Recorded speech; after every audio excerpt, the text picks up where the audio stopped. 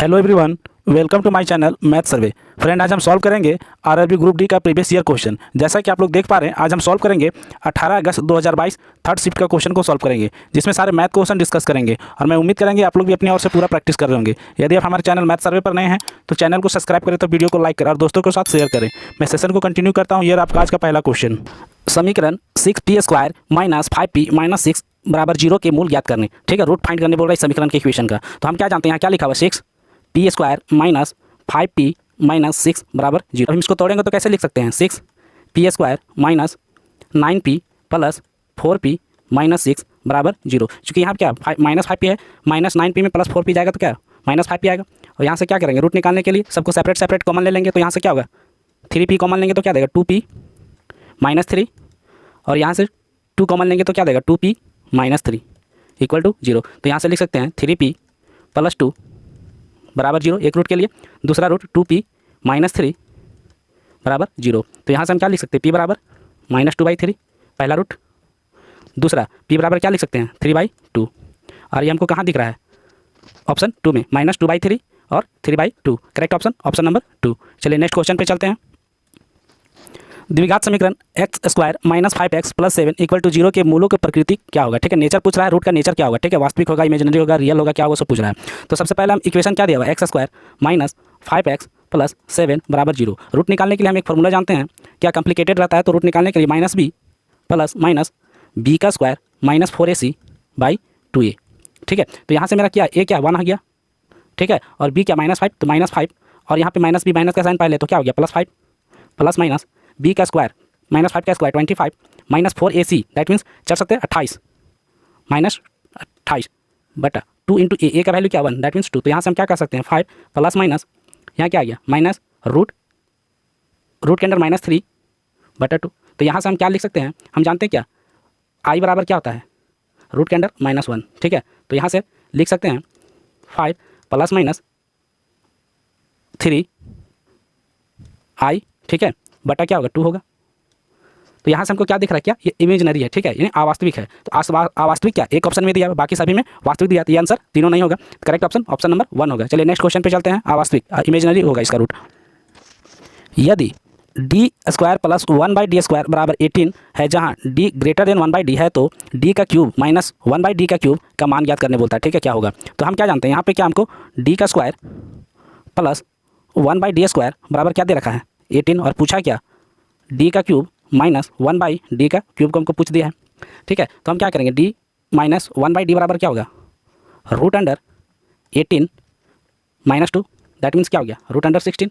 इसका वैल्यू क्या दिया 4, दैट मीन्स कह सकते हैं क्या d माइनस 1/d का वैल्यू क्या दिया 4। तो यहाँ से हम क्या कर सकते हैं d क्यूब, इसको वैल्यू मान लेते हैं हम p, तो d cube minus 1/d cube बराबर क्या होगा p का क्यूब प्लस 3p, और p बराबर हम क्या मान रखे हैं 4, दैट मीन्स कह सकते हैं 4 का क्यूब 64 प्लस 3 चौके 12, चूँकि p बराबर क्या है 4 है, तो 3 चौके 12, यहाँ से ऐड करेंगे तो क्या देगा 2 4 6 6 1 7 76। तो इसका वैल्यू क्या दिया d cube 1/d minus 1/d cube का वैल्यू क्या दिया 76। Correct option, option number 3। चलिए नेक्स्ट क्वेश्चन पे चलते हैं। 10 सेंटीमीटर व्यास वाले एक बेलन का संपूर्ण पृष्ठीय क्षेत्रफल 330 वर्ग सेंटीमीटर है, तो बेलन की ऊंचाई ज्ञात करने बोला है। ठीक है, तो बेलन का हाइट यानी सिलेंडर का हाइट को पूछ रहा है। तो हम क्या जानते हैं, डायमीटर को क्या दिया हुआ 10 सेंटीमीटर। तो यहाँ से मेरा रेडियस क्या आ गया 10/2, दैट मीन्स 5 सेंटीमीटर। ठीक है, रेडियस हमको मालूम हो गया। यहाँ से क्या बोल रहा है संपूर्ण पृष्ठीय क्षेत्रफल, दैट मीन्स एरिया क्या दिया हुआ है 330 सेंटीमीटर स्क्वायर। तो हम क्या जानते हैं, बेलन का संपूर्ण पृष्ठीय क्षेत्रफल बराबर क्या होगा एरिया बराबर क्या होता है पाई 2 r h प्लस r। ठीक है, यही तो होता है। तो हम यहाँ पे क्या करेंगे, हमको क्या दे रखा है एरिया का वैल्यू दे रखा है 330 बराबर 2 पाई का वैल्यू कितना होता है 22/7, r का वैल्यू कितना 5, h हमको फाइंड करना है प्लस r का वैल्यू कितना है 5। तो यहाँ से हम क्या कट रहा है 11 की पहाड़ा से 11 दूनी 22 और 11 तिया 33 और 1 0। ठीक है, और यहाँ से क्या 5 दूना 10 और 10 तिया 30। ठीक है, और यहाँ से तिरछा तिरछी मल्टीप्लाई करेंगे तो क्या देगा 7 तिया 21। ठीक है, 7 तिया 21 बराबर 2h प्लस 10। ठीक है, तो यहाँ से क्या कर सकते हैं 2h बराबर यहाँ से 21 में 10 चला जाएगा तो क्या आ गया 11। तो h बराबर क्या लिखेंगे 5.5 सेंटीमीटर, 11/2 5.5 सेंटीमीटर। ठीक है, हाइट क्या 5.5 centimetre. Correct option, option number 1। चलिए नेक्स्ट क्वेश्चन पे चलते हैं। एक कक्षा में सभी 72 विद्यार्थी उत्तर की दिशा की ओर मुँह करके एक पंक्ति में खड़े हैं। सलब पंक्ति के बाएं सिरे पर खड़ा है और सलब और किमाया के बीच में केवल 8 विद्यार्थी खड़े हैं। बिराली पंक्ति के दाएं सिरे से 26वें स्थान पर खड़ी है, तो बिराली और किमाया के बीच कितने विद्यार्थी खड़े हैं पूछ रहा है। ठीक है, क्वेश्चन अच्छा है, ठीक है, कंसेप्ट पर पूछा है। ये मान लेते हैं ये दो कैंडिडेट है, यहाँ पे क्या बाएं छोर पे कौन बैठा हुआ है, सलब, दैट मीन्स उसको एस मान लेते हैं। और ये दोनों टोटल कितना है 72 विद्यार्थी हैं। ठीक है, 72 विद्यार्थी हैं। पूछ रहा है क्या सलब पंक्ति के बाएं सिरे पर खड़ा है और सलब और किमाया के बीच केवल 8 विद्यार्थी खड़े हैं। दैट मीन्स इसके यहाँ से लेकर इस साइड में यहाँ 8 विद्यार्थी और 8 विद्यार्थी के बाद ये कौन खड़े हैं, किमाया। ठीक है, किमाया। तो यहाँ पे एक विद्यार्थी हो गया और ये किमाया के बीच कितना 8 कैंडिडेट है। दैट मीन्स ये किमाया का स्थान क्या होगा, 10th स्थान हो गया। चूँकि ये पहला और 8 9 और 1 ये क्या होगा 10th स्थान हो गया। उसके बाद बिराली पंक्ति के दाएं सिरे से 26वां स्थान पे, यहाँ से बिराली क्या है 26वें स्थान पे बैठे हुए, यानी 26 स्थान पे बैठे हुए कौन है, बिराली है, ये दाएं ओर से। ठीक है, तो हमको पूछा है कि इस बीच में कितना कैंडिडेट है। ठीक है, किमाया और बिराली के बीच कितने विद्यार्थी खड़े हैं, ये पूछ रहा है हमको। ठीक है, तो हम क्या करेंगे, इस छोर को और इस छोर को माइनस कर देंगे टोटल में, तो क्या इस बीच का कैंडिडेट आ जाएगा। तो हम क्या करेंगे 72 टोटल कैंडिडेट है माइनस, यहाँ से इधर में 10th यानी 10 कैंडिडेट है और इधर से क्या है 26 कैंडिडेट, दोनों को माइनस कर देंगे तो 72 10 + 26 36। तो 72 में 36 को माइनस करेंगे क्या है 36 नहीं 72 दैट मीन्स 36। तो ये किमाया और क्या किमाया और बिराली के बीच में कितना है 36 स्टूडेंट खड़े हैं। ठीक है, करेक्ट ऑप्शन नंबर 4। चलिए नेक्स्ट क्वेश्चन पे चलते हैं। एक निश्चित बिल पर 32% की एकल छूट देने के बाद विक्रय मूल्य और 20% प्रत्येक की 2 कार्मिक छूट देने पर के बाद विक्रय मूल्य का अंतर कितना हो जाता है 25 हो जाता है, सॉरी 25 हो जाता है। तो बिल का वास्तविक राशि क्या है, मान लेते हैं बिल का वास्तविक राशि। ठीक है, वास्तविक राशि एक्स मान लेते हैं और एक्स को हम 100 यूनिट मान लेते हैं। ठीक है, 100 यूनिट। अब पूछा क्या एक बिल पर 32% का एकल छूट देता है तो विक्रय मूल्य, ठीक है, तो 32% का हम छूट देते हैं। ठीक है, 100 पर 32% माइनस 32% का छोड़ देंगे तो क्या आएगा बराबर 32 ही तो आएगा। ठीक है, तो क्या आ गया यहाँ पे माइनस करेंगे तो क्या 68 यूनिट। ठीक है, 68 यूनिट इसका विक्रय मूल्य हो गया पहला का। ठीक है, दूसरा बोलता है 2 छूट देता है 20 का। ठीक है, तो पहला छूट देता है 20% का। ठीक है, यहाँ पे 20% तो क्या हो जाएगा 80। ठीक है, 20% का छूट देगा तो क्या होगा 80 यूनिट। ठीक है, लेकिन 80 पे फिर 20% का छूट देगा तो क्या यहाँ पे 20% बराबर क्या 80 का 20% बराबर क्या हो गया 16 हो गया। दैट मीन्स यहाँ पे 80 में 16 चला जाएगा तो क्या बोलेगा 64 यूनिट। ठीक है, और पूछा क्या इसी दोनों विक्रय मूल्य। ठीक है, ये विक्रय मूल्य और ये विक्रय मूल्य, 2 विक्रय मूल्य आ गया, दोनों विक्रय मूल्य का बीच का अंतर क्या है 25। ठीक है, तो दोनों का यहाँ पे अंतर क्या है मेरा 4 यूनिट और 4 यूनिट बराबर क्या हो गया 25 रुपीज़।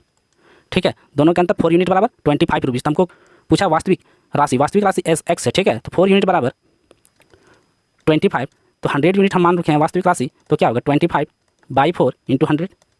ठीक है, और यहाँ से काटेंगे तो क्या आ जाएगा 25, यहाँ से बराबर क्या आ जाएगा 625। तो एक्स बराबर क्या आ गया और राशि क्या आ गया 624 रुपीज़। ठीक है, करेक्ट ऑप्शन नंबर 2। चलिए नेक्स्ट क्वेश्चन पे चलते हैं।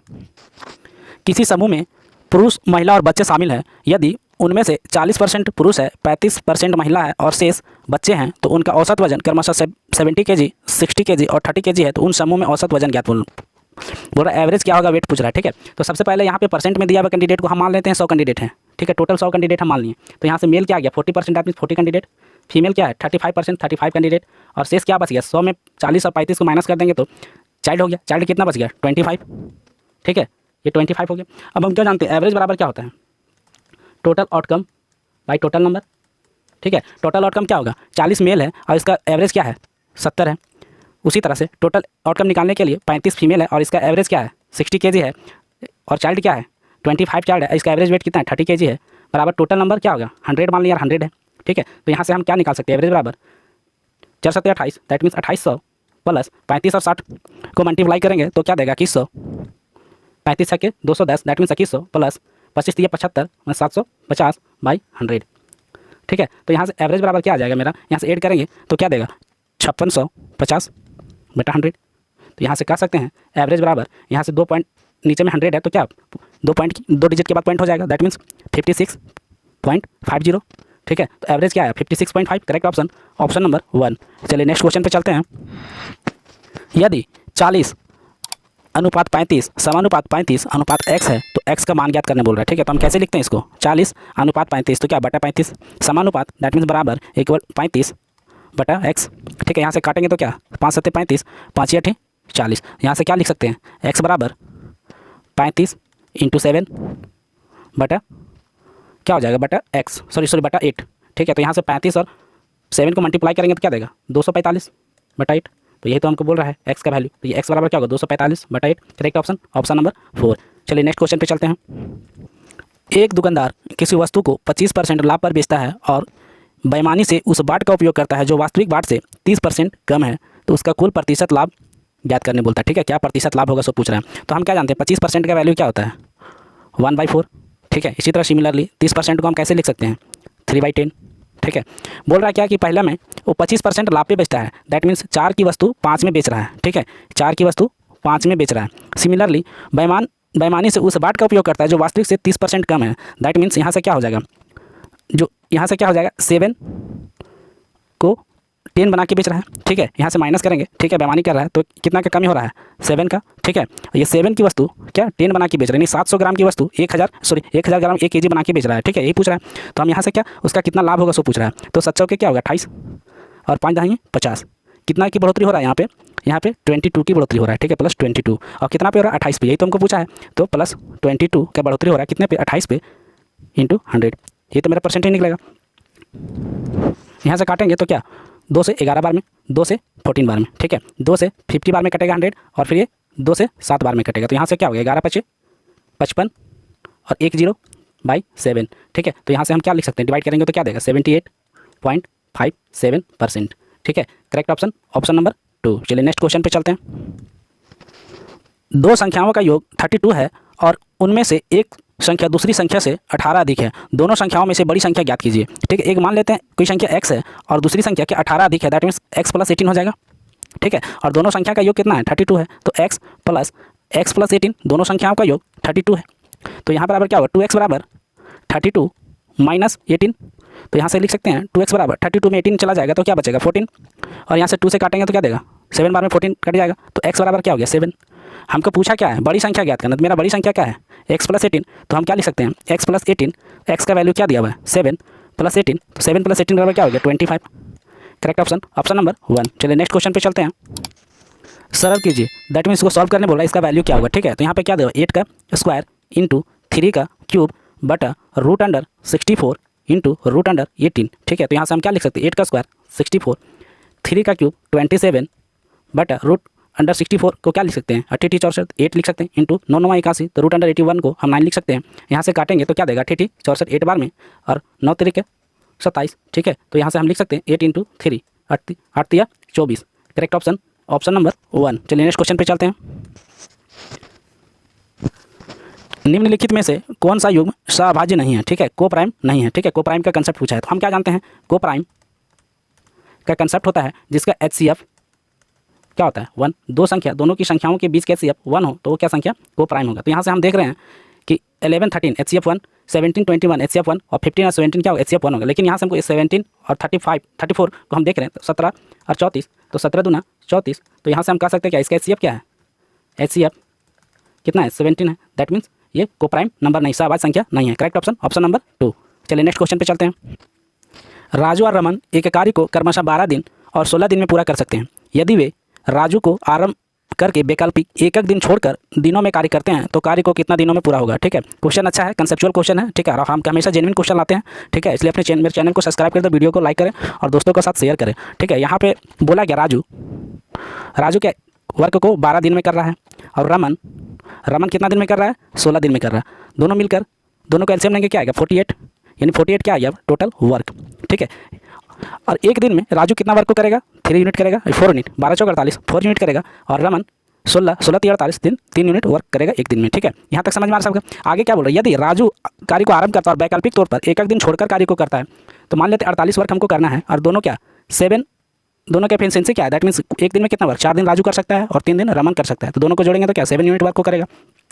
टोटल यूनिट मेरा क्या है 48, तो 7 42 7 7 49, 7 दिन 7 से मल्टीप्लाई करेंगे तो क्या 49 वर्क, जो कि ज़्यादा हो जा रहा है तो हम 6 से मल्टीप्लाई करेंगे और 7 यूनिट वर्क को 2 दिन में करेगा 2 डेज, क्योंकि वैकल्पिक तौर पर एक दिन छोड़कर कर रहा है, ठीक है। क्वेश्चन में बोल रखा है तो यहाँ से 6 से मल्टीप्लाई करेंगे तो 42 यूनिट वर्क मेरा हो जाएगा, ठीक है। और 42 यूनिट वर्क करने के लिए 6 से यहाँ से मल्टीप्लाई करेंगे तो क्या 12 डेज में करेगा दोनों मिलकर, ठीक है, 12 डेज में लगेगा।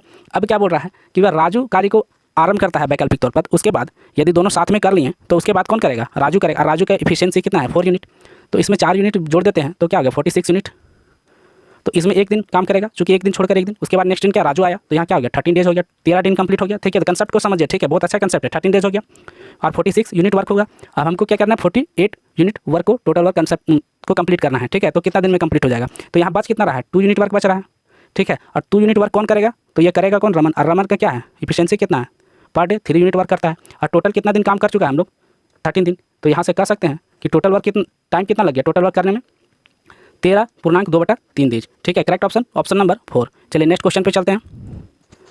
एक कार 5 घंटे में 275 किलोमीटर की दूरी तय करती है। यदि इसकी चाल में 5 किलोमीटर पर आवर कम कर दी जाए तो कार 250 इन 250 किलोमीटर दूरी को तय करने में कितना समय लगेगा, टाइम पूछ रहा है। ठीक है, तो यहाँ हम क्या जानते हैं, स्पीड बराबर क्या होता है, डिस्टेंस बाई टाइम होता है।